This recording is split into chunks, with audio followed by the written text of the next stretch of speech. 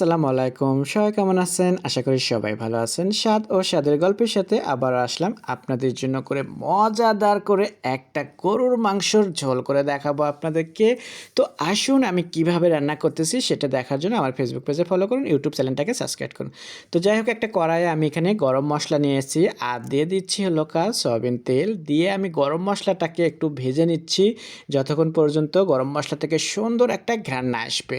তো এই ঘ্রাণটা এভাবে রান্না করলে আমি বিশেষ করে বলবো, আমি কয়েকবার ধরে রান্না করতেছি, এই ঘ্রাণের জন্য আমার আশেপাশের বাড়ির লোকেরা আছে সবাই আমাকে বলে যে তুমি আজকে কি রান্না করতেছো এত ঘ্রাণ করে। তো যাই হোক এই মশলাটা দিয়ে গরুর মাংস এভাবে রান্না করলে ঘ্রাণে একদম পুরো গ্রাম সরে যায়।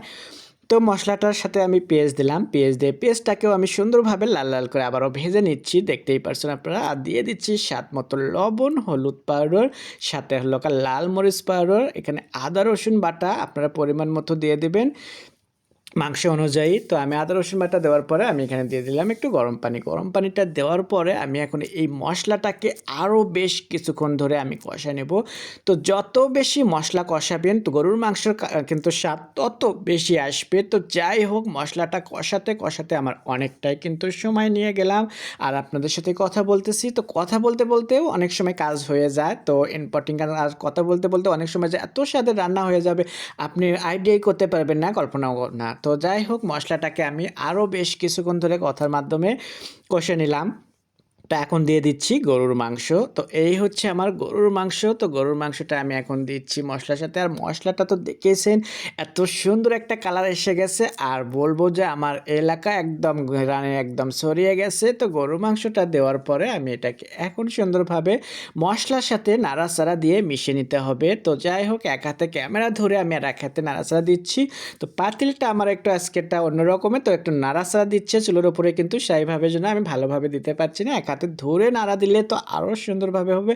তো নাড়া দেওয়ার পরে আমি একটু ঢাকনা দিয়ে ঢেকে দিয়েছিলাম, দেখতেই পারছেন একটু পানি বের হয়েছে। তো যাই হোক গরুর মাংস থেকে তো একটু পানি বের হবেই, তো আর একটু পানি বের হবে। এটা দিয়ে আমি আরও বেশ সময় নিয়ে রান্না করব, কষাতে কষাতে মনে করেন যে যখন আবার তেলের উপর উঠবে তখন যে আমার এখানে রান্নার জন্য দিয়ে দিতে হবে, ততক্ষণ কোনো কোনো করে আমি এটাকে কষায় নিতে হবে।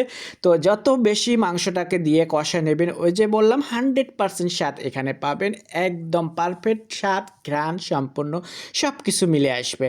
তো আমি আরও বেশ কিছুক্ষণ ধরে মাংসটাকে কষায় নিতে নিতে দেখতে পাচ্ছি একটা সুন্দর একটা ভাজা ভাজা কালার এসে তেলের উপর উঠে গেছে। এখন মনে হচ্ছে যে এই মাংসটা যদি সিদ্ধ হয়ে যেত তো পারফেক্ট। এটা দিয়ে কিন্তু আপনি আর ডাল যদি থাকতো আপনার পাতলা ডাল দিয়ে কিন্তু আপনারা বেশ ভাত খেতে পারতেন মজা করে।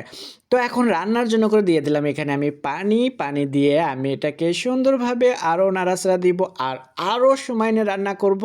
তাই একদম মাংসটা যতক্ষণ পর্যন্ত নরম তুলতুলে না হবে ততক্ষণ পর্যন্ত এটাকে ঢাকনা দিয়ে কিন্তু আবারও রান্না করে নিতে হবে। তো ঢাকনা ইউজ করতেছি আমি আবারও। তো ঢাকনা দিয়ে আমি আবার মাঝে বলতে কিন্তু একটু নাড়াচাড়া দিতেই হবে। আপনারা যদি মনোযোগ আর সময় নিয়ে রান্না করেন গরুর মাংস, আপনারা বলবো যে বাসার গরুর মাংসের উপরে কোনো মাংস রান্না হবে না। যতই আপনারা হোটেলে দামি দামি খান না কেন, তো বলবো যে আপনার বাসায় কিন্তু সেই রকম দামি দামি রেস্টুরেন্টের মতো করে আপনারা রান্না করে খেতে পারবেন। তো আমার এটা থাকবে একটু পাতলা ঝোলের মতো করে, কালারটা দেখতেই পারছেন লাল টকটকে একটা সুন্দর কালার এসে গেছে। সো এটা দেখেই মনে হচ্ছে স্বাদ তো 100% আসবে। তো আমি এই জন্য করে বলতেছি আপনাদেরকে ঝটপটে আপনারা বাসায় এভাবে ফলো করে রান্না করুন। আমি যেভাবে মশলাটাকে কষায় নিচ্ছি এভাবে রান্না করলে আপনাদের মাংসও কিন্তু 100% একদম স্বাদ এসে যাবে। তো যাই হোক মোটামুটি করে আমি বললাম আমার রান্না কিন্তু একদম প্রায় শেষ হয়ে গেছে। আশা করি আপনাদের ভালো লাগবে। আপনাদের যদি ভালো লেগে থাকে স্বাদ ও স্বাদের গল্পের সাথে থাকবেন, বেশি বেশি লাইক কমেন্ট শেয়ার করুন আর বাসায় একবার হলেও আপনারা এভাবে করুন। এখন আপনাদেরকে দেখাবো পরিবেশন করে। তো পরিবেশনের যে দেখুন এত সুন্দর করে পরিবেশন করছি, এটার জন্য করেও আপনারা একটা লাইক করবেন, কমেন্ট করবেন, শেয়ার করবেন। সবাই ভালো থাকবেন। আল্লাহ হাফেজ।